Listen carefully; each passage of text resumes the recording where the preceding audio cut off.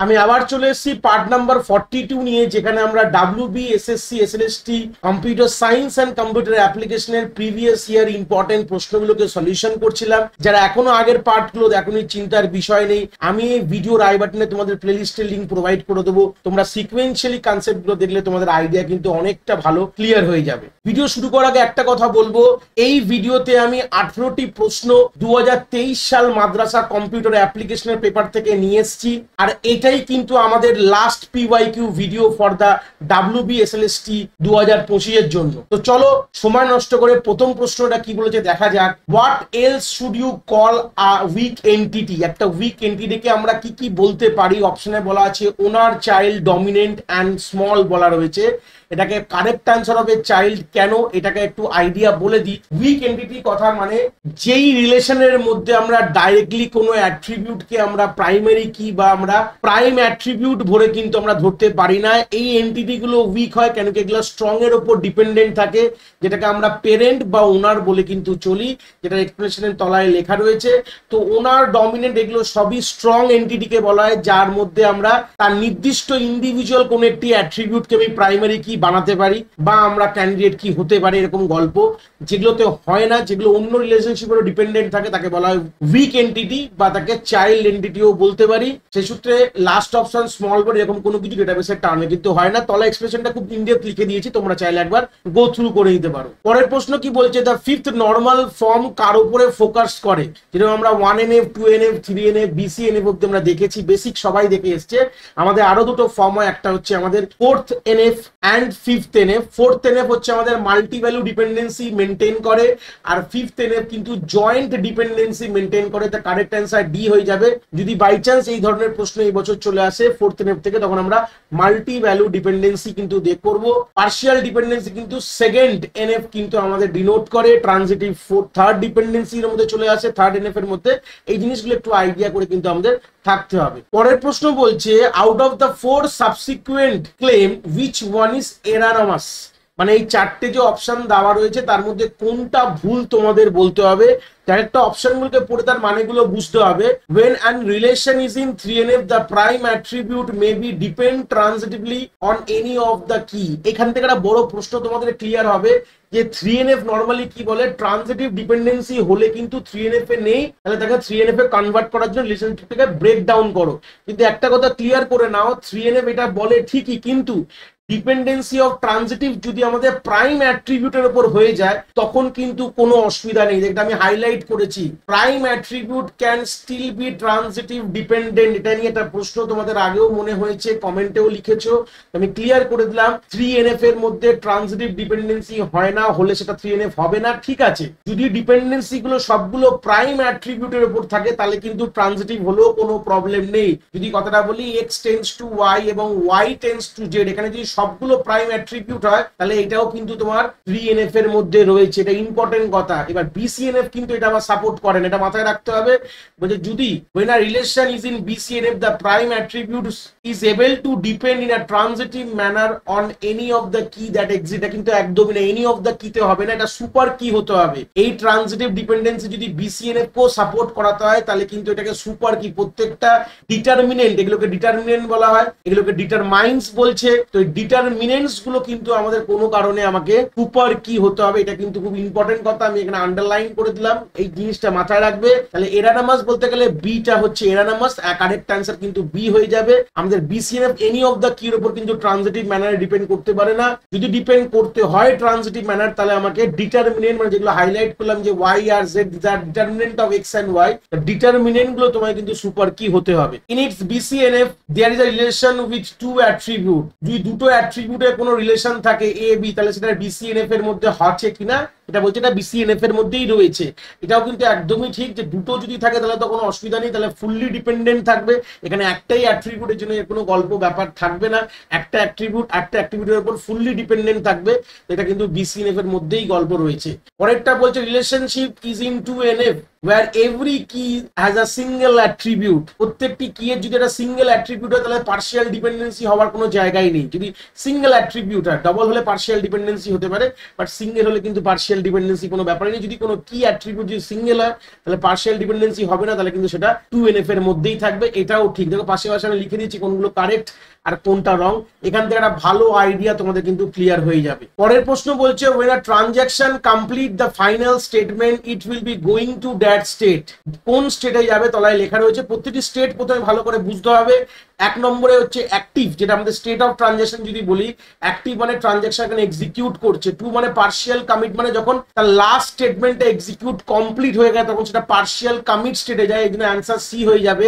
Commit স্টেটটা কথাটার মানে কি, যখন এই ট্রানজাকশনটা তার যে লাইফ স্প্যানে যা যা চেঞ্জেস গুলো করেছে, কাজ করতে গেলে যা যা চেঞ্জেস গুলো ডেটাবেসে করেছে সেটা যদি পারফেক্টলি ডেটাবেসে আপডেট বা পার্মানেন্ট রাইট যদি করে হয় তখন সেটাকে কমিটেড স্টেট বলা হয়। এর পরের স্টেটটাকে কমিটেড বলা হয় যখন তোমার পার্মানেন্টলি যা যা চেঞ্জেস করেছে ট্রানজাকশন সেটা ডেটাবেসে তুমি পার্মানেন্টলি রাইট করে দিয়েছো তখন তাকে বলা হয় কমিটেড স্টেট। আর যদি কোনো কারণে ফেল বা অ্যাবর্ট হয়, সেটাকে এরার কোনো কারণে যদি হয় সেটা ফেল বা অ্যাবর্ট স্টেটে কিন্তু চলে যায়। এই হচ্ছে তার 4টে ফেজ অফ ট্রানজাকশন বলতে পারো। এটা মাথায় রেখে দেবে, যদি ধরনের এরকম ধরনের প্রশ্ন যদি তোমরা পাও কম্পিউটার অ্যাপ্লিকেশনে, এই ইয়ারে তোমরা কিন্তু এটাকে ভালো করে করতে পারবে। পরের প্রশ্ন বলছে which of these describe a invalid SQL type, invalid কোনগুলো?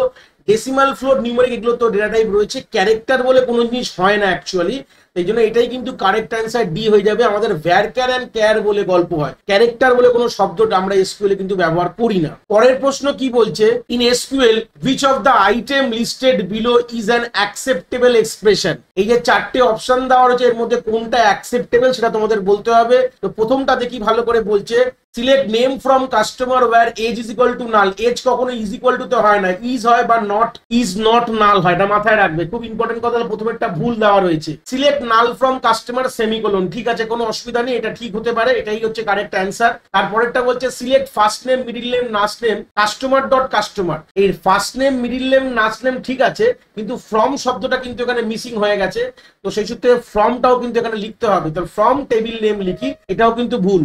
লাস্টের অপশন বলছে সিলেক্ট নেম ফ্রম কাস্টমার, এটা ঠিক আছে কিন্তু এর সেমিকোলনটা দিইনি বলে অপশনটা রাখতে পারিনি, এই জন্য কারেক্ট অপশন আমি এখানে বি মেরেছি। যদি বাই চান্স এখানে সেমিকোলন থাকতো তাহলে কিন্তু বি এবং বি দুটোই কিন্তু কারেক্ট অপশন হয়ে যেত, এটা মাথায় রাখবে। তো সেই সূত্রে এখান থেকে কারেক্ট অপশন কোনটা হয়ে যাবে, বি, কারণ কি সেমিকোলনটাও এখানে আমি মাথায় রেখে, কিন্তু প্রথম দুটোতে সেমিকোলন দেওয়া রয়েছে, তাহলে আমি ধরে নেবো সেমিকোলনটাও as a part of the correct অপশনের মধ্যে থাকতে হবে। তো সেই সূত্রে গেলে আমাদের বি কিন্তু একদম অ্যাপ্রোপ্রিয়েট কারেক্ট অ্যান্সার। পরের প্রশ্ন বলছে in which generation of computer VLSI technologies employ, কোন জেনারেশনে ভিএলএসআই টেকনোলজি নিয়ে আসা হয়েছিল। আমি জেনারেশন গুলো তাহলে ছোট ছোট করে লিখে দিচ্ছি। ফার্স্ট জেনারেশনে ভ্যাকিউম টিউব ইউজ হতো, সেকেন্ড জেনারেশন ট্রানজিস্টার, থার্ড জেনারেশনে আইসি, এটা তো নর্মাল। এবার যা হয়েছে ফোর্থ আর ফিফথে এসছে, ফোর্থে অ্যাকচুয়ালি মাইক্রো প্রসেসর চলে আসলো, কিন্তু এখানে কিন্তু আমরা ভিএলএসআই এর কিন্তু আবিষ্কার কিন্তু এই জায়গায় করে রেখেছি, তাহলে অ্যান্সার হয়ে যাবে ফোর্থ জেনারেশন কম্পিউটার। ফিফথে কিন্তু আমাদের ইউএলএসআই আল্ট্রা লার্জ স্কেল ইন্টিগ্রেশন কিন্তু সিস্টেম কিন্তু চলে এসেছিল। পরের প্রশ্ন বলছে find which network was the first use of TCP IP protocol, TCP IP protocol দিয়ে কোন নেটওয়ার্ক প্রথম আবিষ্কার করা হয়, এটা হচ্ছে আরপানেট। এর ফুল ফর্মটাও ভালো করে দেখে যাবে, advance research project agency network, যেটা কিনা ইমপ্লিমেন্ট হয়েছিল 1983 তে টিসিপিআই উপর রেখে, এটা মাথায় রাখবে। পরের প্রশ্ন বলছে IPv6 এর কত বিটের অ্যাড্রেস হয়, বা how long IPv6 address have, মানে একটা IPv6 অ্যাড্রেসে কতগুলো বিট হতে পারে। এটা বেসিক আইডিয়া, 128 বিট হয় IPv6 এর, 32 বিট হয় IPv4 এ, ম্যাক অ্যাড্রেসে 48 বিট হয়, এটাও কিন্তু আমি বলে দিলাম। ম্যাকের full form media access control address, এখানে 48 বিটের অ্যাড্রেস হয়। যদি বাই চান্স এরকম ধরনের প্রশ্ন এবার জিজ্ঞেস করে ফেলে তখন তোমরা কিন্তু এটা করে নিতে পারবে। Choose the item that belong in class A from the list, এখানে তলায় বলে দেওয়া রয়েছে ক্লাস এর মধ্যে কোনটা লাই করে, কোন আইপি অ্যাড্রেসটা লাই করে। প্রথমে জানতে হবে ক্লাসের রেঞ্জ কি আছে, স্টার্টিং অক্টেটটা 0 থেকে শুরু হয়, শেষ হয় 126 এ। এর মধ্যে যে স্টার্টিং অক্টেট গুলোকে ভালো করে তোমরা দেখে নাও, তাহলে কোনটা পড়ছে এর মধ্যে, ডিটা পড়ছে, তাহলে ডি হচ্ছে কারেক্ট অ্যান্সার। এইভাবেই তোমরা কিন্তু করবে। তোমরা ক্লাস বি এর রেঞ্জটাও মনে রাখবে, ক্লাস সি এর range, class D and class C, এগুলো সব ভালো করে মনে রেখে যাবে। এই ধরনের প্রশ্ন কিন্তু এখান থেকে 2016 সালের এসএলএসটি তেও দিয়েছিল, এবারও দেওয়ার কিন্তু অপশন কিন্তু খুব ভালোভাবে আছে বলতে পারো। পরের প্রশ্ন বলছে ফর অ্যাসিমেট্রিক কি ক্রিপ্টোগ্রাফি হু মেনটেন প্রাইভেট কি, অ্যাসিমেট্রিক কি ক্রিপ্টোগ্রাফি কথাটা মানে কি, আমরা যখনই অন ইন্টারনেটে কোনো মেসেজকে পাঠাই আমরা এনক্রিপ্টেড অবস্থায় পাঠাই, যাতে কোনো রকম মিডল ম্যান কোনো রকম সেই মেসেজটাকে পড়তে না পারে। তার জন্য আমাদের দু রকম অ্যালগরিদম হয়, একটা সিমেট্রিক কি ক্রিপ্টোগ্রাফি, একটা হচ্ছে অ্যাসিমেট্রিক কি ক্রিপ্টোগ্রাফি। তো সেই সূত্রে দাঁড়িয়ে এখানে প্রশ্ন হচ্ছে প্রাইভেট কি। এবার অ্যাসিমেট্রিক কিতে কি হয়, দুটো কি মেনটেন করা, একটা পাবলিক এবং প্রাইভেট। তাহলে প্রত্যেকটি সেন্ডার এবং রিসিভারের কাছে কিন্তু দুটো জিনিস থাকে, একটা প্রাইভেট কি, একটা পাবলিক কি থাকে।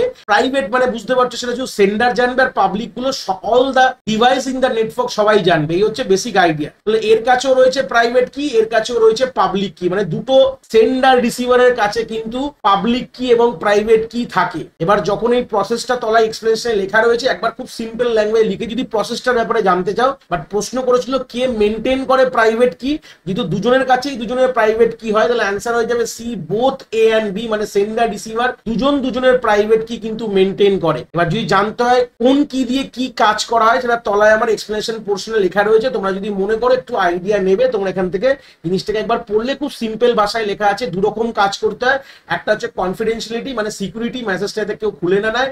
একটা অথেন্টিকেশন বা ডিজিটাল সিগনেচার বলা হয়, যে মেসেজটা যার থেকে এসছে তাদের সারই যাদের অধীন থাকে, সে পরবর্তীতে ডিনাই না করতে পারে যে আমি পাঠাইনি, অন্য কেউ পাঠিয়েছে, এটাকে বলে অথেন্টিকেশন বা ডিজিটাল সিগনেচার। সেখানে আমাদের গল্পগুলো এখানে তলায় লেখা আছে, আমি আর ডিসকাস করলাম, এটা আউট অফ সিলেবাস প্রশ্ন ছিল, 2023 সাল মাদ্রাসা কম্পিউটার অ্যাপ্লিকেশনে দিয়েছে, তোমরা একবার চাইলে গো থ্রু করে নিতে পারো। পরের প্রশ্ন বলছে which of the listed server permit data sharing between LAN user। LAN user মধ্যে ডেটা শেয়ারিং করার জন্য কোন সার্ভারটা ইউজ করবো। অবভিয়াস ডেটা শেয়ারিং মানেই কিন্তু আমাদের ডেটা সার্ভার বলবে না, ফাইল সার্ভারের সাহায্যে কিন্তু আমরা সেন্ট্রালি এটাকে এইভাবে কিন্তু শেয়ার করতে পারি। খুব ইম্পর্টেন্ট পয়েন্ট কিন্তু এটা সবসময় তোমরা মাথায় রাখবে। তারপরের প্রশ্ন বলছে which one is an internet connected computing service that offer shared resources। Internet connect করে আমরা রিসোর্সকে শেয়ার করতে পারি কোন অপশনটা, যা networking, cloud computing, LAN not stated here. Always জানি ক্লাউড কম্পিউটিং, এই ক্লাউড কম্পিউটিং এর দ্বারাই গুগল ড্রাইভ দেখতে পাচ্ছ, ওয়ান ড্রাইভ, যেখানে আমরা রিসোর্সকে শেয়ার করতে পারি এখানে স্টোর করে। ইম্পর্টেন্ট প্রশ্নের মধ্যে একটা প্রশ্ন অনেক লোকই এখানে নেটওয়ার্কিং লিখে দেবে না, একটা স্টোরেজ রয়েছে সেখানে আমরা ডেটা ফেলছি, সেখান থেকে সবাই অ্যাক্সেস করছে, এরকম ধরনের কনসেপ্টটাকে বলা হয় ক্লাউড কম্পিউটিং। কারেক্ট অ্যান্সার হয়ে যাবে কিন্তু ক্লাউড কম্পিউটিং এখানে। পরের প্রশ্ন বলছে one of the four listed below which is the only computer language use binary code। এই চারটের মধ্যে কোন কম্পিউটার ল্যাঙ্গুয়েজটা বাইনারি কোড ইউজ করে। চোখ বুঝে তোমরা মেশিন ল্যাঙ্গুয়েজ মেরে দেবে, মেশিন ল্যাঙ্গুয়েজ মানেই হচ্ছে লোয়েস্ট লেভেল ল্যাঙ্গুয়েজ, তার মানেই হচ্ছে 0 এবং 1 এর গল্প এখানে বলছে। তারপরের প্রশ্ন বলছে which one is a function default return type। এই যে এই জায়গাটা আমরা কি লিখি, রিটার্ন টাইপ লিখে আমি সঙ্গে সঙ্গে লিখে দিয়েছি রিটার্ন টাইপ, মানে আমি যদি এখানে কিছু না লিখি তাহলে ফাংশন কি বাই ডিফল্ট রিটার্ন করবে। তো যেহেতু আমাদের সি প্লাস প্লাস আমাদের সিলেবাসে রয়েছে, তো সি প্লাস টার্মে যদি কথা বলি, ফাংশন কিন্তু আমাদের বাই ডিফল্ট রিটার্ন টাইপটা কিন্তু ইন্টিজার ভ্যালু রিটার্ন করে। তোমরা যদি নাও দাও, এটা কিন্তু বাই ডিফল্ট তোমাকে ইন্টিজার একটি ভ্যালু কিন্তু ফাংশন তোমাকে রিটার্ন করবে। এই হচ্ছে basic idea. Default return type কি, আমাদের কিন্তু ইন্টিজার, খুব ইম্পর্টেন্ট পার্ট কিন্তু এটা। পরের প্রশ্ন বলছে to give back control of a function into the calling function the keyword is, মানে ফাংশনকে কল করেছো, সেখান থেকে যে কন্ট্রোলটা আবার যে কল করেছিল সেখানে যখন ফেরত দেওয়ার জন্য কোন কিওয়ার্ড ব্যবহার করি। সিম্পল কথা, রিটার্ন কিওয়ার্ড থেকে গোটুর মানে জানো, সুইচের মানে জানো, গো ব্যাক বলে কোনো কিছু হয়ই না এরকম কিছু। তো সেই সূত্রে রিটার্ন কথাটা সত্যটা বুঝতেই পারছো, ফাংশন থেকে কোনো জিনিসকে রিটার্ন করার জন্য, মানে কন্ট্রোলটা যে কল করেছিল তাকে ফিরিয়ে দেওয়ার জন্য কিন্তু আমরা রিটার্ন কিওয়ার্ডটা কিন্তু এখানে ব্যবহার করি। পরের প্রশ্ন বলছে one bit can only be store on digital circuit which is dash. এক বিট স্টোর করতে পারবে এরকম ডিজিটাল সার্কিটে কি বলা হয়, অবভিয়াসলি ফ্লিপ ফ্লপ বলা হয়।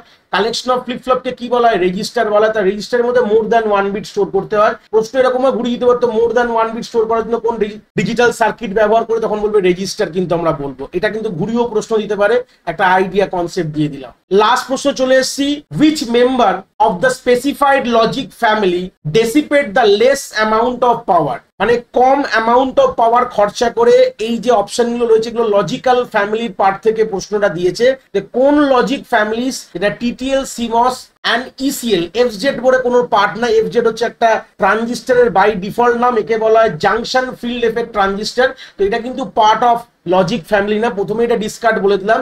এই তিনটে কিন্তু পার্ট অফ লজিক ফ্যামিলি, তার তলায় এক্সপ্রেশনটা ইনডেপথে দেওয়া রয়েছে। টিটিএল কে বলা হয় ট্রানজিস্টার লজিক, সিমস কে বলা হয় কমপ্লিমেন্টারি মেটাল অক্সাইড সেমিকন্ডাক্টর, আর ইসিএল কে বলা হয় এমিটেড কাপেল লজিক বলা হয়, এগুলো আমাদের পুরোটাই ডিজিটালের লজিক ফ্যামিলিজ পোর্শনে চলে যাচ্ছে, যেটা হয়তো আমাদের ডাইরেক্টলি সিলেবাসে কোথাও মেনশন নেই, এটাও আউট অফ সিলেবাস প্রশ্ন। তো এই তিনটের মধ্যে কে সব থেকে কম পাওয়ার কনজাম্পশন করে, অ্যান্সার হবে সিমস। তলায় এখানে লিখে দিয়েছি, ডিটিএল মডারেট পাওয়ার কনজাম্পশন করে, ইসিএল অনেকটা বেশি পাওয়ার কনজাম্পশন করে, এবং আমাদের সিমস সবার থেকে কম পাওয়ার এবং স্ট্যাটিক পাওয়ার কিন্তু কনজাম্পশন করে। এই জন্য অ্যান্সার হয়ে যাবে বি, কিন্তু আমাদের সিমস। তো এখানে কি আমাদের 18টি প্রশ্ন শেষ হলো এই ভিডিওটি ভালো লাগলে একটি লাইক করো, বন্ধু বান্ধবের সঙ্গে শেয়ার করো যারা এই পরীক্ষায় বসতে ইচ্ছুক। চ্যানেলটাকে সাবস্ক্রাইব করে রেখো। আমি আগামী তোমাদের যে পরীক্ষাটা 14 তারিখে হয়ে যাবে তার যে অ্যান্সার কি নিয়ে আমি নিশ্চয়ই ভিডিও নিয়ে আসবো, সেই অ্যান্সার কি ডিসকাশনের উপর আমরা নিশ্চয়ই কথা বলবো। এই ভিডিওর নোটসটা তোমরা আমার চ্যানেলে পেয়ে যাবে টেলিগ্রামের, যেটার লিঙ্ক এই ভিডিও ডিসক্রিপশনে প্রোভাইড করা আছে। সবাই ভালো থেকো আর ভালোভাবে পরীক্ষা দাও। আবার আমাদের অ্যান্সার কি নিয়ে আমাদের পরের পার্টে দেখা হবে।